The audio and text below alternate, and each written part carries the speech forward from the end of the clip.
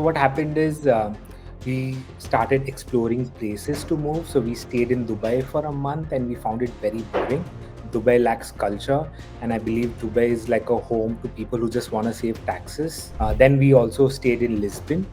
We found Europe to be a little slow, not to the lifestyle that we are used to in Bombay. Um, US is too fast paced and also like not closer to home. That's why I call Bangkok is the best of Bombay that you can get, right? There is still the hustle bustle, there's still Cosmo, and you can do walking, gyms are accessible. The infrastructure is much better than Bombay, but it doesn't leave Bombay at its core. And plus, like now during winters when it's actually good weather, there's a pollution problem, plus half the road in Bandra are dug up. I come from Bandra.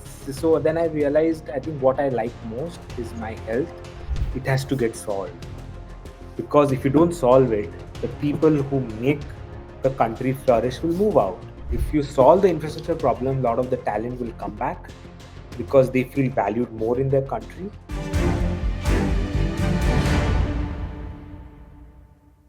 Would you leave a city where you've spent years setting up your business, spent your entire adult life, and move to a different place just to get a better quality of life? Today on the Mint podcast, we are speaking to someone who did exactly that. Mumbai based entrepreneur Rikki Agarwal, he's the co founder of Blink Digital, and he's now moved out and settled in none other than Bangkok. And his reason is simply that he wants to live better. So, what prompted him to do this and how is he finding it out there? Let's find out. Hi, Ricky. Thank you so much for joining us here today. Hi, Sana. Thank you for having me. How long ago exactly did you move from Mumbai to Bangkok and why Bangkok? Because it's an unconventional destination for people to actually move to settle down in. Yeah, so before I get into how many months, I like to explain bit of who I like, how did this happen, right? So after I turned 30, I started traveling alone. So I've traveled to a lot of countries alone. I've been to like countries like Japan, countries like Palestine, like very weird countries. And after I got married, I started traveling with my wife. Also, what happened is during COVID, we started getting clients from across the world. So Blink, which is the company that me and my partner Dooj founded, has around 3,000 clients across the world. So naturally, when your clients are across the world, you start traveling for work and then like figuring out places, right? So a lot of our clients are in US, Dubai, like weird places across the world because we are an internet company and they can like use our service across the world. So what happened is we started exploring places to move. So we stayed in Dubai for a month and we found it very boring. Dubai lacks culture, and I believe Dubai is like a home to people who just want to save taxes. Like it's like a big concrete block. That's my opinion. Maybe I'm wrong. Then we also stayed in Lisbon. We found Europe to be a little slow, not to the lifestyle that we are used to in Bombay. US is too fast paced and also like not closer to home. Plus, it's kind of like very capitalist in the nature. And then last year we decided to like stay in Thailand for a month, like 15 days in Bangkok and 15 days in Chiang Mai. And that's where we fell in love with the country as such, right? Like people are very welcoming, and Bangkok especially is still has the hustle of Bombay. So generally don't, it's like I call Bangkok like the best of Bombay. Like it has everything, right? It has traffic. If you need traffic, there's traffic. If you need like like the Cosmo culture, there is Cosmo culture. So then last year we decided to move to Bangkok. So finally we decided to move to Bangkok now. So we just came in a month back and now we are getting the visa process done, getting an LTR, and we've just rented an apartment for a year. So it's all good. That's all that I can say. All right. Well, you did mention that it's an internet company and hence you had to travel, etc. But I'm sure you would have like teams based out of Mumbai, etc. So, did you not have to kind of think about that while you were relocating, or is it okay? Everyone kind of works from home. Like, has there been no impact on like your workflow and business and all of that? Yeah, so basically, like, so we are a very unique company. I call it like me and my partner, we call our company as Internet Can't Be Stopped. So the whole idea during COVID, what happened is people started working from home. So we never actually moved into work from office. So today, as on today, also, we have around 250 employees and everybody works online. So, and I also used to travel so much. I used to work online. The fact that I chose Bangkok was because of the time difference also. So I'm still closer home, right? So it's just like US would be completely opposite, right? Like I would not be able to, I would have had to had calls at 9 in the night, which was quite difficult. So it's kind of like like a good timing because I wake up early, I go to my gym, I follow, end up doing my routine, and then bang on India starts, right? So it just fixed everything into what I call as like, okay, the internet company where, okay, everything you do, then you log into internet and start working, right? So it fit into the every aspect of what I want to do. All right. And well, at least within India, they say that once you are in Mumbai or once you've lived in Mumbai, you're not going to like anything else. You spent your entire adult life there. There have been some recent reports and indexes, etc., where they've called Mumbai the happiest city in Asia, etc. And of course, I mean Mumbai has a vibe. So, what is it that made you want to leave Mumbai? Is what I'm actually interested in. So basically, for this also, I like to go back to history. I come from a very small town in Sikkim.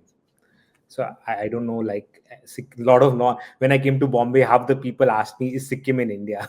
So I come from this place called Singtam, which has I think around 2-3 thousand people. So for me, moving from Singtam to Sikkim to actually Bombay was very intimidating. Bombay is Bombay is like this, like I call it like there are groups in colleges and all that stuff, right? Like, and if you can't speak English, then it becomes a problem.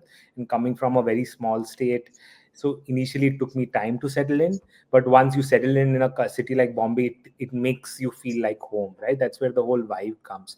But as I started growing older and I started traveling the world, I realized I think some of the things that we should prioritize is health, time, all that stuff.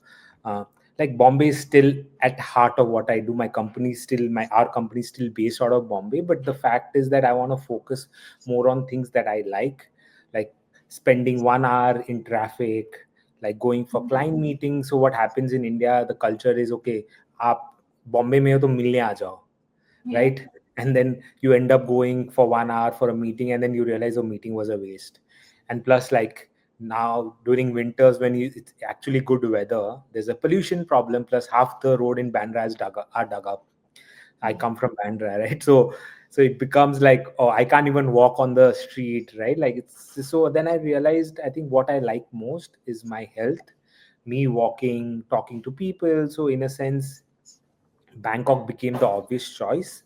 That's why I call Bangkok is the best of Bombay that you can get, right? There is still the hustle bustle, there's still Cosmo, and you can do walking, gyms are accessible. The infrastructure is much better than Bombay, but it doesn't leave Bombay at its core. It's not like a Dubai or it's not like a Miami, which is very different from Bombay. Like it's like, I call it like New York kind of culture, but still like little relaxed, and but you can do a lot of other stuff around it. Right. Okay. Makes sense. And also, I think one part of your LinkedIn post, which ended up going viral, what people caught on to was the fact that you said that India has everything that you need to build a business, but not to live well. So, can you like elaborate on that? Like, why did you say that? Why would you say that?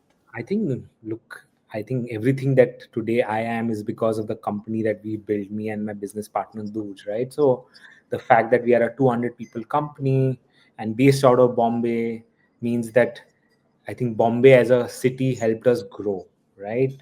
And it will still help us grow in a sense. My company still operates out of Bombay, but like people are now across the world, across the cities. So the business is still at Bombay, but then I think as you grow older, your priorities change. And also, like what I've realized in India is like India is kind of a service economy where, like, if you look at the Indian startup ecosystem, we either value people who market well. For example, if you look at the Zomatos, they are nothing but a HR company marketed really well, right? Like trying to connect. Or if you look at the TCS and the Infosys like as a company, they are all like kind of Service companies. servicing the West, right? And Yeah. we are also servicing the West as well as the country. So the next phase that at least me and my partner see is growing our tech vertical. So we're building this app called Hustle AI, which is like an end-to-end AI tool for a SMB and mid-sized business, where you can build call centers, we can build landing pages, you can build like WhatsApp bots, you can create ads. So entire automating your journey from you launching your business to actually help you market. And and somewhere I felt like Bombay was limiting because you end up discussing servicing clients, so, right? So you just had to back out and have that mind space to build something that you actually will drive value. And I don't see Indian economy, it's just by nature, because we are a service economy, valuing service more. So Bangkok has a good, like a mix of, like, a lot of Westerners I heard. They are also building stuff. So it's kind of like a good mix. You get ideas, like, for example, day after I'm going for a startup meet, which is very Cosmo, like organized by a guy who added me on LinkedIn, right? So there are a lot of ideas that gets discussed. So in a sense, it's not just about the current, but it also helps me build for the future. And ideation, or so, like, I call it value creation in the ecosystem. uh, like true value creation, like, for example, Zoho for me is a true value creation for India, because if you go to San Francisco, every second hoarding is a for Zoho hoarding, right? So in Okay. that's basically true value creation. So if I have to create value, I need to detach from a mindset of servicing economy. So I have to, like, so it actually propels me to building a tech product that actually the world values. So it's not just about like living healthier, it's also about trying to build for the future. Right. Well, you did mention that you moved quite recently, but how has your quality of life changed after you moved? Of course, you mentioned about the work part of it, that you're getting to interact with people and it's more Cosmo, etc. But on a more personal level. Okay, so basic things like I can walk on the street, right? So on a day I do around 15 to 20,000 steps. That itself makes me healthier. I have a gym every There's a gym every, like, third building, there's a gym. Like, the apartments are bigger. There is, like, access to, like basic things that you need to be healthy. Good food. The problem with India is all the best food that we have gets exported to the world, right? So what we get is not the great quality of food. Like, the quality of air, the quality of food, all this is like a very downgraded version of what we get, right? So the quality of food is better, the quality of air is better, infrastructure is better, I can walk, people aren't honking, I can cross the street. So these basic things add to your mental clarity. And when you are mentally clear, you are laser focused. So that's the end game, right? Like, the quality of life becomes better, and the quality of life eventually leads to better productivity. Right. And a lot of people do seem to be agreeing with this mindset, considering, how viral your post went. So, do you think the people, or, the world is becoming such that people are okay with kind of a slower pace in terms of their life and careers, but they are like prioritizing that they want a good quality of life? Like, do you see that kind of shift happening? So I look, for me, it's not about slower pace of life. I never moved to Bangkok. Look, if I had to have a slower pace of life, I would move to an island in Italy, right? Like, where every so it's about, like, having the access to things that makes my body feel better, so I can I can operate at a level that I want to operate at, right? So Yeah. I inherently believe if you like what you're doing, it's okay to work, right? Like, I don't believe in this concept of 8 hours, 6 hours. That doesn't mean that they're not right or wrong. I'm just saying that if you enjoy what you're doing, then timing is just a clock next to you. So it's never been about the slow life. The life is still as is. It's about looking towards the future and focusing on things that actually make an impact on your body, mental health, and which eventually leads to you working better. It's not like a retirement plan. I'm not moving to Bangkok to retire, right? So it's not like that. Got it. Yeah, no, I understand where you're coming from, and now that you mentioned the 6 hours, 8 hours thing, I would like your view on this whole debate about work-life balance, etc. Because of course there are people who've come under fire for saying that you should work 70 hours, 90 hours, especially developing countries, like India. Youngsters should work these hours to kind of help the nation move forward. But you said that there's no concept of ours. You're, of course, an entrepreneur. I think the debate has been more about that, it's okay for founders and entrepreneurs to work as much as they want because they kind of decide their own schedules. But it's not fair to impose the same on the employees. Like, this is what the critics say. So, what is your take on this whole work life balance debate? I think we need to find a balance. If you look at global economy, why is Europe suffering is because inherently it is moving towards this whole idea of 4 day week, 5 day week to 4 day week, right? If you look at people inherently, we are not we are basically, like, if you look at why ChatGPT why, for example, AI has become such a big boom, is because it reduces the dependency on people, because people inherently are built to complain, like, and we are by nature designed like that, right? Like, in when Europe became a 5 day week, now they want a 4 day week. So I think there needs to be a mix of both. We should not go into an extreme, so that, look, if the country does well, the GDP grows, you get paid more, your standard of living, it's like a cycle, right? It's kind of, everything operates in a cyclic nature. So I believe there should be best of both the world. But somewhere I believe that in India, because we are a service economy, clients become very demanding, like extremely demanding, right? The same culture exists in US, because I work so much with US clients, but they appreciate your vendors, they appreciate your partners. In India, I go to a meeting and they call us, you are our partner, and then they will be sending us threatening emails. The problem is not working. The problem is the attitude towards the work, especially coming when you work in the service economy business, right?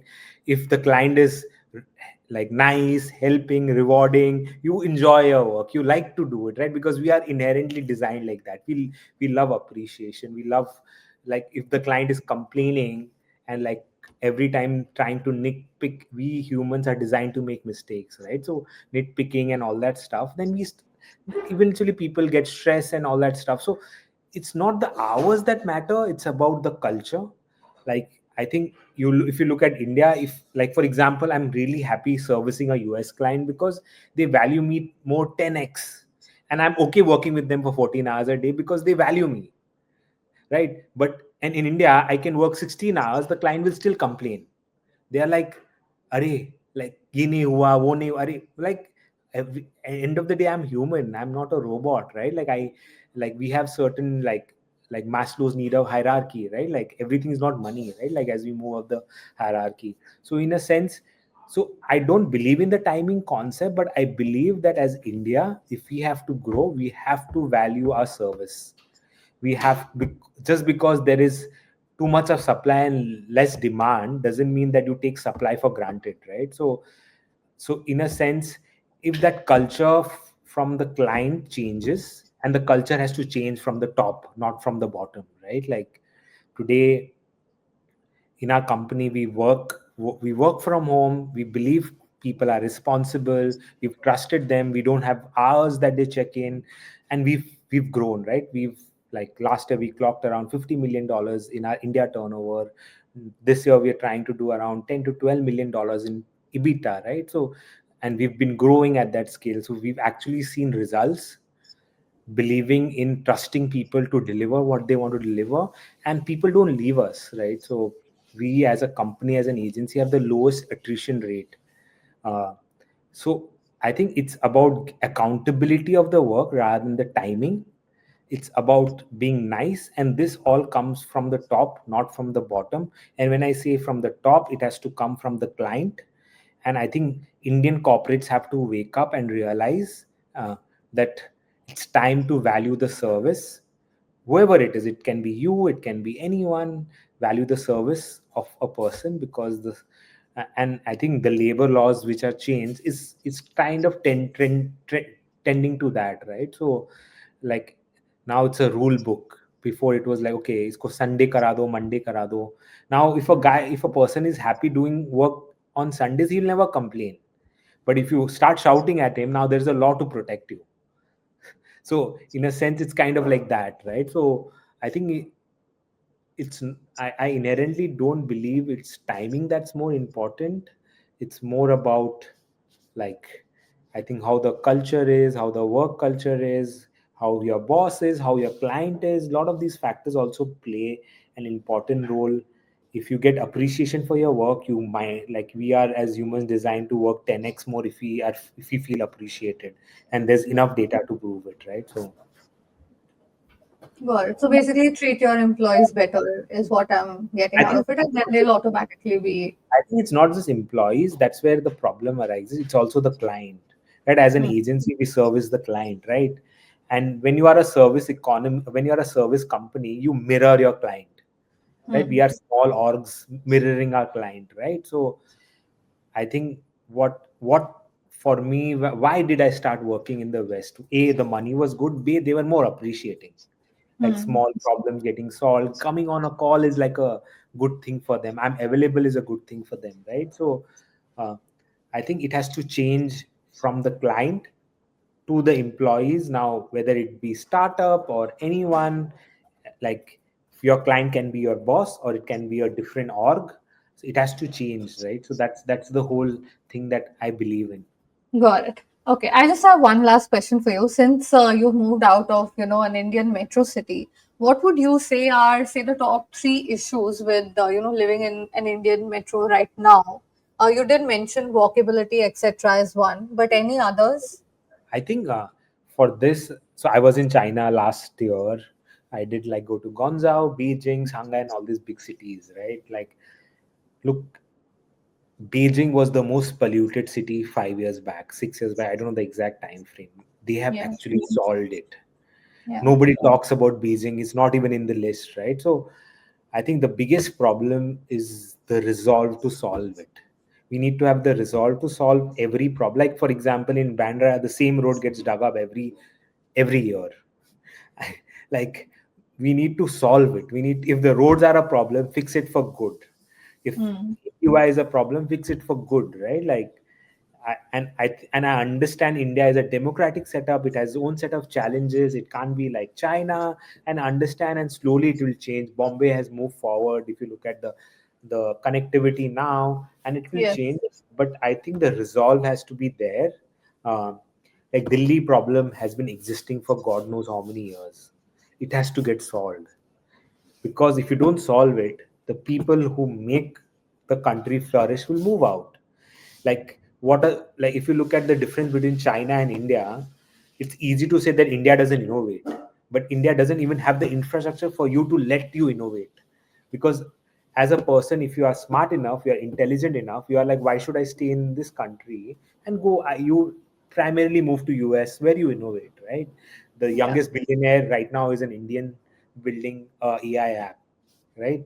And if you look at China, because the infrastructure is so good, every Chinese guy wants to come back to the country and give it back to the country where they belong, right? So look, it's a cycle. If you solve the infrastructure problem, a lot of the talent will come back because they feel valued more in their country.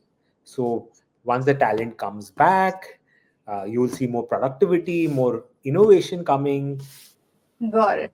Cool. Thank you so much, Ricky, for speaking with us today. That was an insightful conversation. Thank you.